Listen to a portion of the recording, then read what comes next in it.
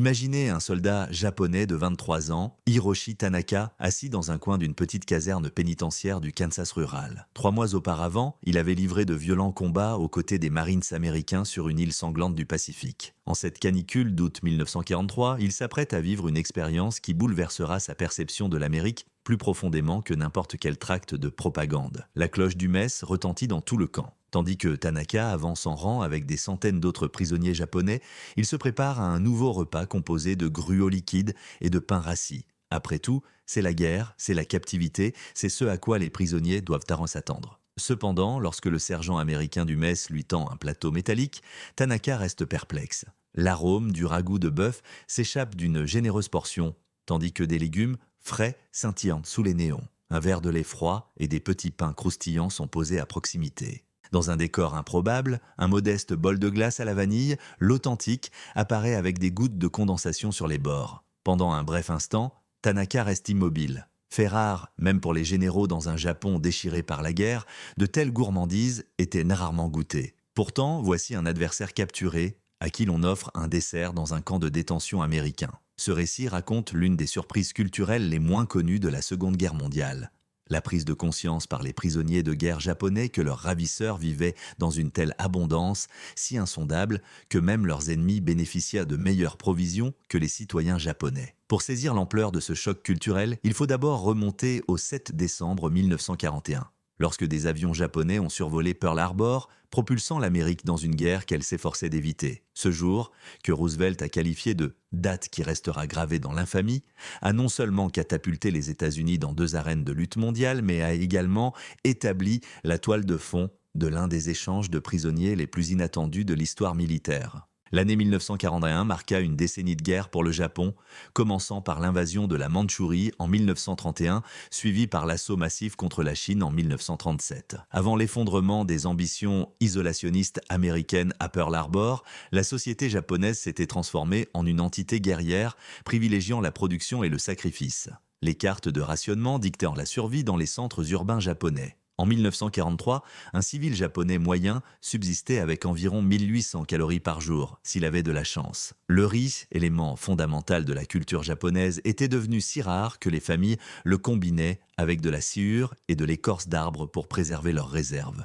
Le sucre était un vestige du passé. La viande était reléguée au rang d'imagination d'enfants affamés. Les conditions alimentaires des soldats japonais étaient à peine meilleures, soumis qu'ils étaient à la discipline stricte de l'armée impériale qui s'étendait à la nutrition ou à son absence. La nourriture quotidienne d'un fantassin japonais se composait de riz, de légumes et de quelques prises de poisson. La viande était réservée à des occasions spéciales ou au repas des officiers. Les produits d'eau laitiers étaient un peu reconnus, l'agriculture japonaise n'ayant jamais adopté l'élevage extensif nécessaire à la production régulière de lait, de beurre ou de glace. Parallèlement, en temps de guerre, l'Amérique pratiquait un renoncement qui aurait semblé excessif aux yeux des Japonais. De fait, les Américains étaient confrontés au rationnement. Le sucre, le café, l'essence et certaines variétés de viande nécessitaient des coupons de rationnement. En réaction, des jardins de la Victoire fleurissaient dans les arrière-cours du pays, les familles cultivant leurs légumes pour soutenir l'effort de guerre en préservant les cultures commerciales. Cependant,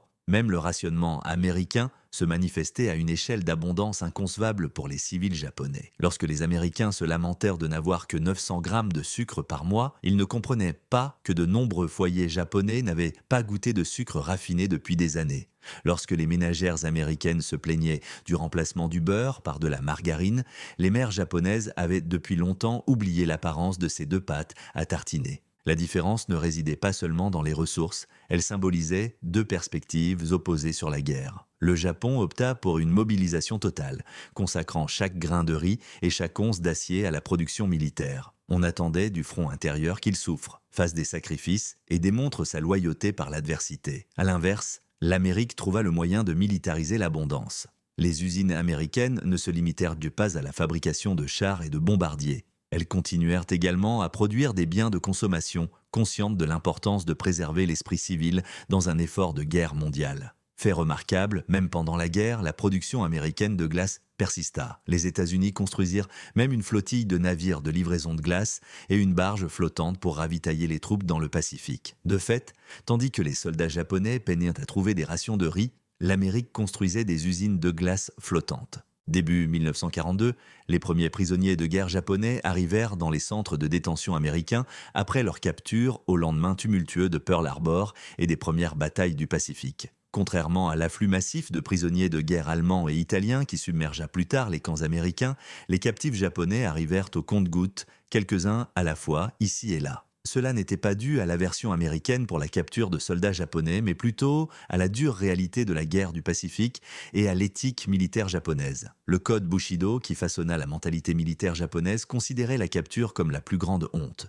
Mourir au combat était considéré comme plus honorable que de se soumettre à la honte de la reddition. De nombreux soldats japonais combattirent jusqu'à la dernière balle, utilisant souvent cette dernière pour se donner la mort plutôt que de subir l'humiliation de la captivité. Ceux qui survécurent à la capture le furent généralement parce qu'ils étaient grièvement blessés et incapables de résister, ou parce qu'ils avaient perdu connaissance au combat. Malgré leurs craintes, nourris par la propagande japonaise sur la brutalité américaine, de nombreux prisonniers se réveillaient dans les hôpitaux de campagne américains, anticipant la torture et l'exécution. Le récit de la barbarie américaine était le thème de ces récits. Le voyage vers les camps de prisonniers de guerre américains, cependant, fut une expérience enrichissante pour ces prisonniers. Contrairement aux wagons à bestiaux et aux marches de la mort qui caractérisaient le traitement des prisonniers alliés par les puissances de l'Axe, les prisonniers de guerre japonais voyageaient dans des trains de voyageurs équipés de sièges rembourrés et de fenêtres transparentes.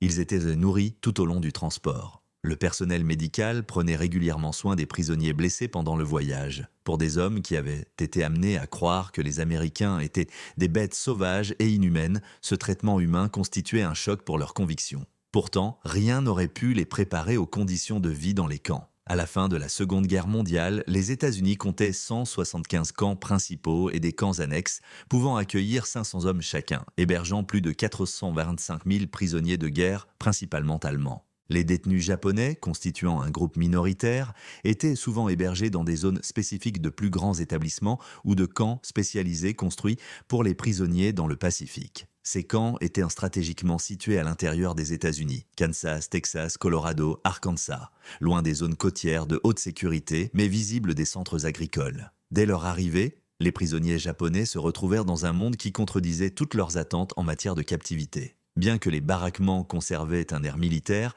ils étaient à mettre propre, étanches et chauffés. Chaque détenu disposait d'une couchette, d'un matelas, de couverture, et d'un petit casier pour ses effets personnels. Contrastant fortement avec la surpopulation et l'insalubrité des baraquements militaires japonais, les conditions d'hébergement des prisonniers de guerre américains semblaient presque luxueuses, mais c'est la nourriture qui a complètement bouleversé leurs idées préconçues. Les camps de prisonniers de guerre américains respectaient les règles de la Convention de Genève, garantissant aux prisonniers des rations égales à celles des troupes de leurs ravisseurs. Les prisonniers de guerre japonais furent d'abord perplexes, car les soldats américains étaient généralement mieux nourris que la plupart des officiers japonais. Ce repas inaugural en détention provoqua un profond choc culturel pour presque tous les prisonniers de guerre japonais. Habitués à de maigres bols de soupe et de petites portions de riz, les hommes se retrouvèrent confrontés à de généreuses portions de viande rôtie, de légumes frais et de pain blanc moelleux. La surprise ne s'arrêta pas là. Les produits laitiers firent également leur apparition. Le lait, une nouveauté pour de nombreux prisonniers japonais, devint un aliment de base quotidien. Nombre de Japonais n'avaient que peu, voire aucune expérience du lait frais, car les pratiques agricoles japonaises étaient fortement axées sur le riz, les légumes et le poisson, sans grande importance pour les produits laitiers. Les premières dégustations suscitèrent souvent le doute, vite remplacé par l'étonnement lorsque ces hommes constatèrent que les Américains disposaient d'une telle abondance de lait qu'ils pouvaient en offrir à leurs ennemis. Des aliments comme le beurre, le fromage et les œufs, rares au Japon, sauf dans les souvenirs des personnes âgées, devinrent des plats réguliers au menu des camps de prisonniers américains. Pourtant, rien ne symbolisait mieux la richesse américaine que la crème glacée. Imaginez avoir 19 ans. Élevé dans une culture où chaque grain de riz est valorisé, où la soupe se prolonge pour durer un jour de plus en la diluant, où le plus doux souvenir d'enfance était un simple bonbon dur partagé entre 3 frères et sœurs. Imaginez maintenant qu'on vous serve une glace froide, sucrée et onctueuse par ceux-là même que l'on vous a appris à considérer comme vos adversaires. Telle fut l'expérience vécue par des milliers de prisonniers de guerre japonais dans les camps américains. Les prisonniers étaient surpris par la multitude de produits qu'ils pouvaient acheter, rares ou rationnés chez eux, comme les cigarettes et, dans certains camps, la bière et les glaces. Les magasins des prisons, où les prisonniers pouvaient dépenser leurs maigres revenus de travail, proposaient des produits introuvables dans les villes japonaises depuis des années. Pour la première fois, le sergent Tanaka, sujet de notre documentaire, découvrit une glace au réfectoire du camp. Au lieu de la consommer immédiatement, il contempla le petit bol, observant la vanille fondre sous la chaleur du Kansas, essayant de comprendre ce que cette révélation signifiait pour ses ravisseurs et leur société. Au Japon, la glace était un produit de luxe. Les réfrigérateurs étaient présents dans les grandes villes, mais congeler des appareils mécaniques pour quelque chose d'aussi insignifiant qu'un dessert, en temps de guerre, semblait improbable. La glace, si tant est qu'elle soit disponible, n'était appréciée que par les familles les plus aisées en temps de paix et de fête. Dans un camp construit pour les soldats captifs, les sergents américains du mess offraient régulièrement de la glace au menu. D'autres prisonniers partageaient un étonnement similaire. Le caporal Kenji Yamamoto, capturé lors de la bataille de Guadalcanal, se souvint plus tard de sa première rencontre avec la glace au chocolat au camp Robinson en Arkansas. Dans ses mémoires d'après-guerre, il écrivit: j'ai trouvé intrigué que ces Américains, apparemment engagés dans une guerre acharnée, puissent gaspiller du lait, du sucre et des efforts pour offrir un tel plaisir à leurs détenus. Leurs déclarations de sacrifice étaient soit fausses, soit leur nation était incroyablement riche. La vérité se situait plutôt dans cette dernière hypothèse. Pour comprendre pourquoi les camps américains distribuaient de la glace aux prisonniers ennemis, il faut explorer le point de vue américain sur le traitement des prisonniers et la logistique particulière qui a permis cette action apparemment somptueuse. Tout d'abord, il y avait le souci du droit international et des règlements militaires américains. Les États-Unis, en respectant leurs obligations au titre de la Convention de Genève, étaient en partie motivés par des préoccupations humanitaires et des considérations pratiques. Les chefs militaires américains reconnaissaient qu'un traitement humain des prisonniers ennemis pouvait accélérer la reddition, réduire la durée du conflit et sauver des vies américaines. Si les obligations légales jouèrent un rôle, les surplus de provisions reçus par les captifs japonais étaient typiquement américains. Même pendant le rationnement de guerre, la production alimentaire américaine atteignit une échelle industrielle, imprévue par les planificateurs japonais. En 1943, les États-Unis, avec une population de 140 millions d'habitants, non seulement se nourrissaient, mais fournissaient également de la nourriture à la Grande-Bretagne par le biais du pré-bail, approvisionnaient des millions de soldats alliés dans le monde et maintenaient des exportations agricoles vers les pays neutres. Cette immense demande ne freina guère la production agricole américaine qui continua de générer des excédents. L'abondance de la production de crème glacée en est un parfait exemple. Pendant la Seconde Guerre mondiale, la marine a investi $1 million dans la construction d'une usine de crème glacée flottante, témoignant ainsi de sa passion pour ce produit. La production de crème glacée n'était pas seulement tolérée par l'armée en temps de guerre, elle était activement défendue comme essentielle au moral. Les troupes américaines dépendaient de la crème glacée, qui faisait partie intégrante de leurs rations, de leurs repas dans les bases et même à bord des navires. Les emblématiques barges à crème glacée qui ravitaillaient la flotte du Pacifique étaient les symboles de l'engagement américain à maintenir la qualité de vie au cœur des champs de bataille. Cette révélation fut stupéfiante et angoissante pour les prisonniers japonais. Si l'Amérique pouvait fournir de la crème glacée à ses ennemis, qu'est-ce que cela impliquait quant à sa capacité à combattre ? Comment le Japon pouvait-il l'emporter face à une nation si riche qu'elle considérait le luxe comme une nécessité ? La surprise de la crème glacée n'était qu'un aspect d'un choc culturel plus vaste qui caractérisait le quotidien des prisonniers de guerre japonais dans les camps américains. En temps de guerre, chaque aspect de la vie carcérale soulignait l'énorme fossé culturel entre les sociétés japonaises et américaines. Le petit déjeuner typique d'un soldat japonais, lorsqu'il était servi, se composait de riz, de légumes marinés et d'un thé léger. À l'inverse, les camps de prisonniers de guerre américains servaient des œufs, du bacon, du pain grillé beurré, des fruits au frais et du café au petit déjeuner, du vrai café, contrairement au substitut à la chicorée consommé par les civils japonais depuis des années. La taille des portions était étonnante. La stratégie militaire américaine privilégiait la nutrition pour préserver le bien-être physique et mental, même des prisonniers. Les prisonniers japonais peinaient souvent à consommer leurs repas en raison de l'adaptation de leur estomac à des rations maigres. Il était fréquent que les prisonniers japonais prennent du poids. Les hommes, initialement sous-alimentés après des mois de pénurie alimentaire, ont commencé à prendre du poids quelques semaines après leur incarcération par les Américains. Les dossiers médicaux des camps d'internement indiquent que les prisonniers de guerre japonais ont pris en moyenne 9 à 14 kilos au cours de leur première année de captivité. Cette évolution physique a coïncidé avec des changements psychologiques que les autorités du camp ont observés de près. Les détenus japonais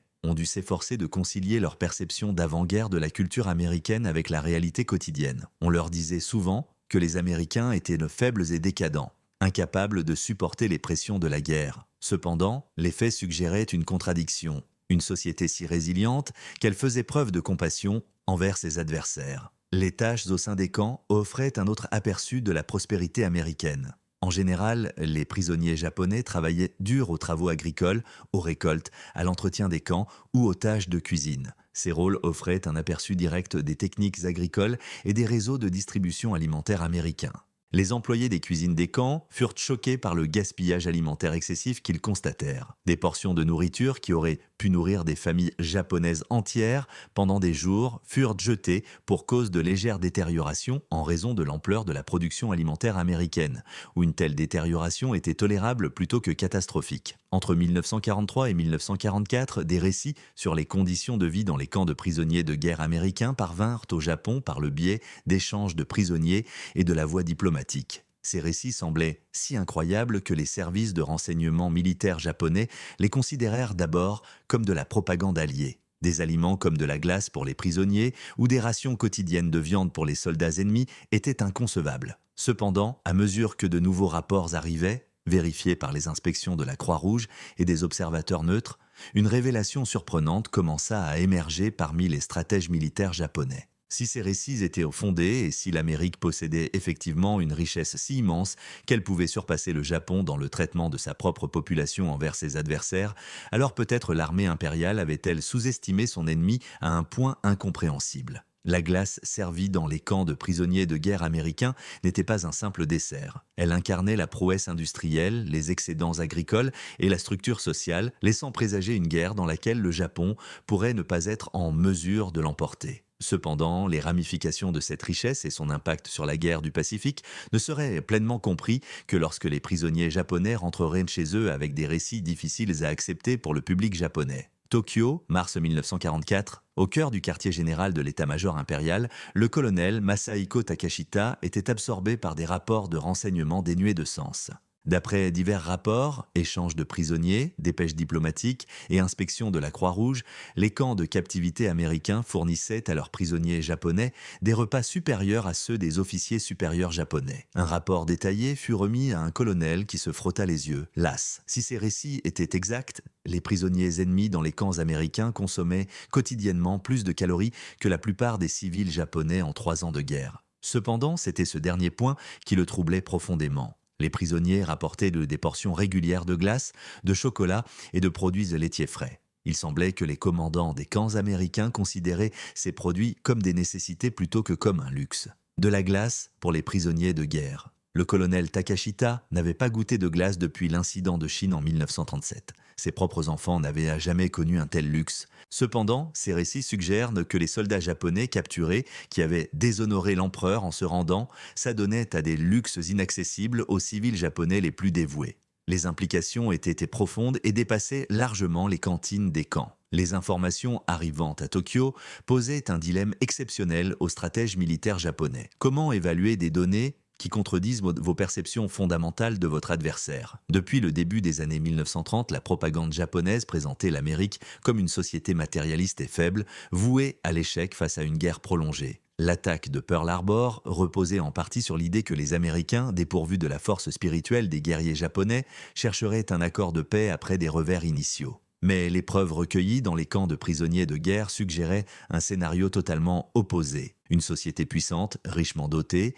capable de faire preuve de compassion envers ses adversaires au cœur de 2 conflits mondiaux simultanés. Les répercussions de la guerre mentale furent même rapides et alarmantes. Si la nouvelle de ces circonstances parvenait aux soldats japonais, cela inciterait-il à la reddition ? La captivité serait-elle perçue non pas comme la honte ultime, mais comme une porte ouverte vers des conditions de vie supérieures à celles du Japon, même paisibles? Les censeurs militaires japonais étaient confrontés à un défi insurmontable. Ils pouvaient étouffer les rapports sur les conditions de vie dans les camps de prisonniers de guerre, mais ils ne pouvaient effacer les preuves lorsque les prisonniers de retour avaient un poids supplémentaire et relataient des récits de l'opulence américaine. Cette situation délicate dépassait les témoignages individuels. Les inspections des camps américains par des observateurs impartiaux, dont des diplomates suisses qui soumettaient des rapports détaillés aux organismes internationaux, complexifiaient la situation. Par la voie diplomatique, ces documents présentaient une image unifiée des camps de prisonniers de guerre américains dépassant les normes de la Convention de Genève. Un rapport d'inspection suisse du camp Concordia, au Kansas, s'indiquait: les prisonniers reçoivent quotidiennement 3 repas équilibrés, composés de viande, de légumes, de produits laitiers et d'un dessert. Des cuisines modernes et hygiéniques sont à disposition. Les activités de loisirs comprennent des sports, des séances éducatives et des divertissements. Les soins médicaux semblent complets. Le ton impersonnel du rapport ne parvenait pas à dissimuler ses profondes implications pour les lecteurs japonais. Si des observateurs impartiaux confirmaient que les États-Unis offrait un meilleur traitement aux prisonniers ennemis que le Japon à sa propre population, quelles implications cela pouvait-il avoir sur la puissance comparative des deux sociétés? À mesure que 1944 avançait, des rapports de plus en plus détaillés parvenaient des prisonniers de guerre japonais concernant leur quotidien dans les camps américains. D'abord considérés comme de la propagande ennemie, ces récits devinrent de plus en plus difficiles à ignorer en raison de leur représentation cohérente de la prospérité américaine. Capturé pendant la campagne des îles Marshall, le caporal Ichiro Sato passa 18 mois au camp McCoy dans le Wisconsin. Ses lettres à sa famille, envoyées secrètement par voie diplomatique neutre, offraient un aperçu unique de la vie dans les camps de prisonniers de guerre américains. « Les Américains nous réveillent avec une cloche du petit déjeuner à 6h30, écrivait Sato. Nous faisons la queue pour des œufs, de vrais œufs, parfois 3 par personne, accompagnés de tranches de porc frit qu'ils appellent bacon. Il y a du pain avec du beurre, des fruits de saison et du lait. Toujours du lait. J'ai pris 15 kilos depuis mon arrivée ici. » Cependant, les observations les plus marquantes de Sato portaient sur l'attitude des Américains face au gaspillage alimentaire. « Hier, j'ai vu un employé de cuisine jeter une miche de pain entière parce qu'elle avait légèrement durci. Dans notre hameau, ce type de pain était très prisé, ramolli à l'eau et distribué entre plusieurs foyers. Ici, on le donne aux oiseaux et on cuit des pains frais chaque jour. » Un autre prisonnier, le sergent Takeshi Nakamura, capturé à Seppan, a partagé son étonnement face au système de provision des camps américains. Les prisonniers pouvaient acheter des provisions supplémentaires grâce à leur salaire, généralement 25 centimes par jour pour les travaux agricoles. Avec ma paie hebdomadaire, je peux acheter du chocolat, des cigarettes et parfois des glaces, a raconté Nakamura. Ces produits étaient plus chers que ce que de nombreuses familles japonaises dépensent en nourriture pendant un mois entier. Et pourtant, les prisonniers américains, leurs propres soldats capturés dans les camps allemands, recevaient régulièrement ce luxe par colis. Ce système de provision soulignait un autre aspect de la richesse américaine qui déconcertait les prisonniers japonais. Non seulement les camps de prisonniers de guerre américains étaient bons et bien approvisionnés, mais les familles américaines pouvaient se permettre d'envoyer des articles de luxe à leurs proches détenus à l'étranger. Les colis de soins américains comprenaient généralement des articles comme du café, du chocolat, de la viande en conserve, des cigarettes et des effets personnels, ce qui était financièrement impossible pour la plupart des familles japonaises en temps de paix. Les prisonniers de guerre japonais l'observaient, et il arrivait que des prisonniers de guerre américains partagent ces articles avec leurs anciens adversaires. Un acte de générosité désinvolte, difficile à comprendre pour les prisonniers japonais, car associé à l'abondance américaine. Une exposition prolongée à cette abondance provoqua de profonds changements psychologiques chez les prisonniers de guerre japonais. Habitués à une culture où l'abnégation et la privation étaient vénérées, les hommes se retrouvèrent dans un environnement où l'excès était monnaie courante. Ce changement affecta à la fois leur corps et leur esprit. Les dossiers médicaux des camps de prisonniers montrent non seulement une prise de poids chez les prisonniers de guerre japonais, mais aussi une amélioration de leurs indicateurs de santé générale. Les problèmes dentaires, fréquents chez les soldats japonais en raison d'une mauvaise alimentation, commencèrent à s'améliorer. Quelques mois après la captivité américaine, les maladies liées aux carences vitaminiques affectant les unités militaires japonaises disparurent. Plus remarquable encore, les prisonniers japonais commencèrent à remettre en question les croyances fondamentales concernant leur société et leur guerre. On leur avait fait croire que les difficultés matérielles du Japon étaient un sacrifice nécessaire face aux contraintes de la guerre mondiale.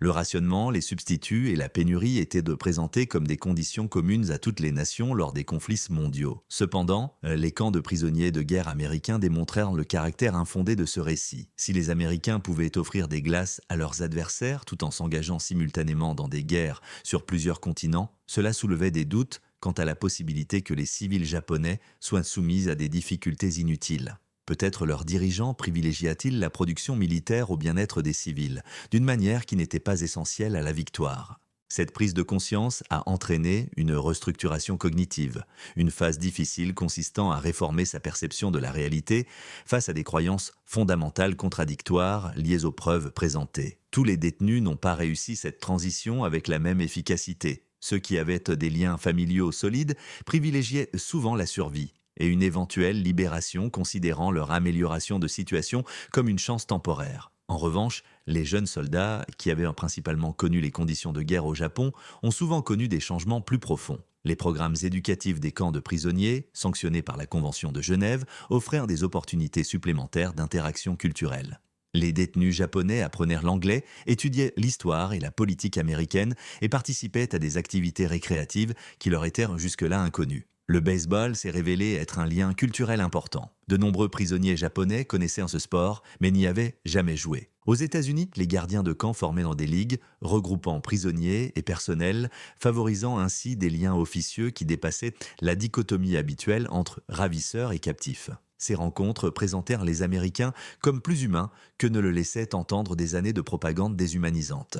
Difficile de percevoir quelqu'un comme sous-humain lorsqu'il vous apprend à faire une courbe ou vous offre sa part de glace. Rien ne symbolisait peut-être plus improbable la prospérité américaine en temps de guerre pour les prisonniers japonais que les récits de bateaux de glace dérivant sur l'océan Pacifique, ravitaillant les troupes américaines. Étonnamment, ces anecdotes n'étaient pas des mythes. Elles incarnaient une approche américaine résolue pour préserver le moral par des luxes communs. Le projet de glace de la marine américaine est né en 1942 lorsque des stratèges ont constaté que les méthodes conventionnelles pour remonter le moral, vacances, divertissement, cuisine familiale, étaient peu pratiques lors des longues batailles du Pacifique. Contrairement aux batailles en Europe, où les troupes américaines pouvaient occasionnellement visiter des villes comme Londres ou Paris, la guerre dans le Pacifique impliquait de longues périodes en mer ou sur des îles isolées avec peu d'infrastructures de loisirs. La crème glacée s'imposa comme une solution. La marine construisit des navires frigorifiques spécialisés produisant des milliers de litres de crème glacée chaque jour, surnommés barges à crème glacée. Ces navires accompagnaient la flotte du Pacifique, distribuant des friandises glacées aux unités combattantes où qu'elles soient stationnées. L'ampleur de cette entreprise était immense. À son apogée, le programme de crème glacée de la marine produisait plus de 5000 gallons par jour, destinés aux navires et aux bases insulaires. Les parfums variaient, allant des saveurs traditionnelles comme la vanille et le chocolat à des combinaisons uniques de fraises et de fruits tropicaux préparés à partir d'ingrédients locaux. Les prisonniers japonais apprirent l'existence de ces barges à crème glacée par le personnel américain et par les rapports de renseignement transmis par l'administration des camps. L'impact psychologique fut préjudiciable au moral des Japonais. L'Amérique démontra non seulement sa domination militaire, mais aussi un excédent sans précédent, allouant des navires entiers à la préparation des desserts d'acier de ses troupes.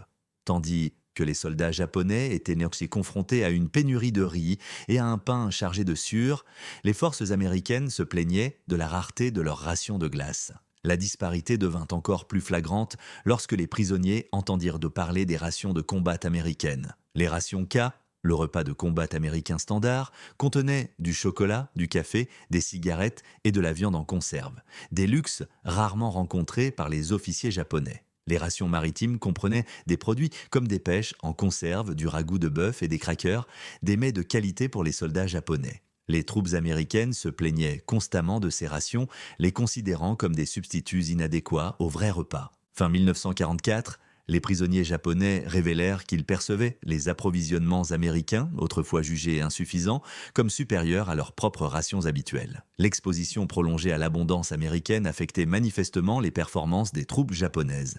Les documents des services de renseignement notaient une tendance croissante à la reddition parmi les soldats japonais, en particulier lorsque toute résistance supplémentaire semblait vaine. L'esprit de « la mort avant le déshonneur », autrefois prédominant lors des premières batailles du Pacifique, commença à s'estomper. Les soldats qui auraient auparavant combattu jusqu'à la dernière balle commencèrent à considérer la reddition comme une alternative viable à une mort insensée. Bien que ce changement ne fût ni universel ni immédiat, il fut suffisamment important pour inquiéter les dirigeants militaires japonais. Des rapports provenant de divers centres de commandement du Pacifique rapportèrent dans des cas où des soldats japonais se rendirent volontairement au lieu de se lancer dans des charges finales. Des facteurs complexes contribuèrent à cette situation, mais les récits des conditions de vie dans les camps de prisonniers de guerre en eurent une influence significative.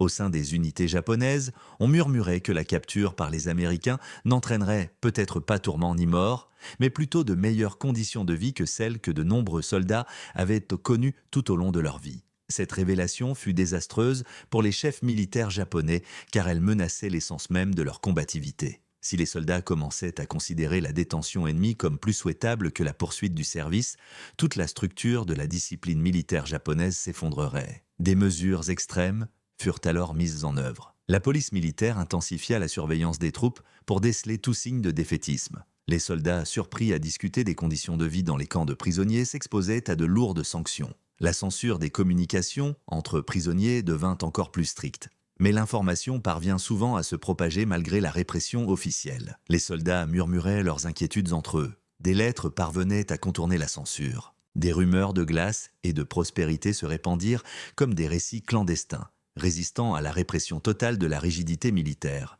Simultanément, sur le front intérieur japonais, des familles découvrirent peu à peu des faits troublants sur le déroulement réel de la guerre. Le décalage entre la propagande officielle décrivant la fragilité américaine et les rapports détaillant la situation dans les camps de prisonniers de guerre cultiva un malaise mental de plus en plus difficile à ignorer. Des mères, longtemps privées de lait frais, découvrirent que leurs fils prisonniers en consommaient quotidiennement. Des pères travaillant 12 heures par jour dans des camps de guerre apprirent que des prisonniers américains s'amusaient à assister à des matchs de baseball et à des cours. Des enfants, dont la mémoire avait perdu le goût du sucre, apprirent que l'ennemi de leur gouvernement offrait des desserts aux prisonniers de guerre japonais. Cette connaissance s'insinua insidieusement, mais profondément, dans la psyché japonaise.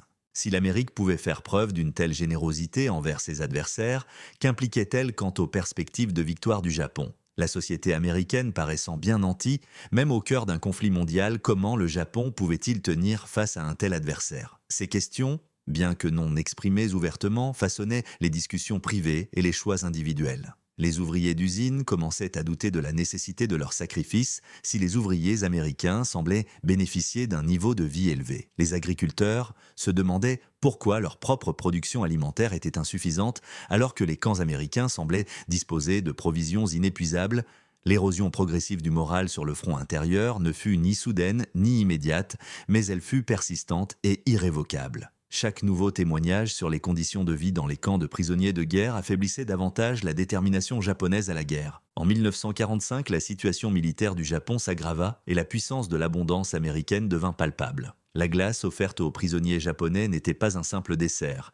Elle symbolisait une capacité industrielle inégalée, un excédent agricole et une structure sociale que le Japon ne pouvait reproduire, même lors d'une mobilisation générale. Les fabriques de glace d'eau flottantes, les camps de prisonniers de guerre bien approvisionnés et la distribution désinvolte de nourriture qui aurait été inestimable au Japon soulignaient une réalité crue que les dirigeants japonais avaient hésité à reconnaître. Ils combattaient un adversaire dont les ressources éclipsaient les leurs d'une marge presque insondable. En fin de compte, l'étonnement ressenti par les prisonniers japonais savourant une glace dans les camps américains transcendait la perplexité culturelle. À ce moment crucial, les soldats japonais prirent conscience de l'ampleur de la guerre qu'ils menaient et comprirent pourquoi leur chance de triomphe était infime depuis le début du conflit. L'aisance, perçue comme impossible par les prisonniers japonais, était un aspect typique de la vie américaine, même pendant la guerre la plus dévastatrice de l'histoire de l'humanité. Cette révélation, plutôt qu'une bataille ou une offensive aérienne spécifique, déclencha l'évolution psychologique qui aboutit à la capitulation du Japon.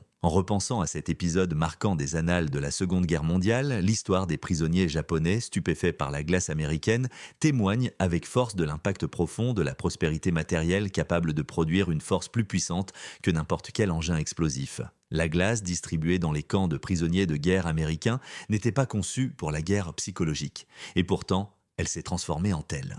L'étalage de la puissance américaine ne résultait pas de démonstrations militaires, mais d'une générosité sans prétention soulignant l'immense disparité entre les prouesses industrielles japonaises et américaines. Pour les prisonniers japonais confrontés directement à cette richesse, la crème glacée symbolisait une société si riche, si efficace et si assurée de sa victoire finale qu'elle pouvait faire preuve de bienveillance envers ses adversaires. Cette bonté, peut-être plus que tout acte d'hostilité, a conduit de nombreux soldats japonais à croire que leur combat était vain. En fin de compte, les armes les plus puissantes ne sont parfois pas celles destinées à la destruction, mais celles qui révèlent que la vérité, Et la vérité révélée par la crème glacée dans les camps de prisonniers de guerre américains était que le Japon avait affronté un ennemi dont la force ne résidait pas dans sa volonté de sacrifice, mais dans sa capacité à offrir l'abondance, même au cœur d'un conflit mondial. Dans les réfectoires du Kansas, de jeunes soldats japonais s'émerveillaient devant des bols débordant de glace à la vanille, prémonition d'une époque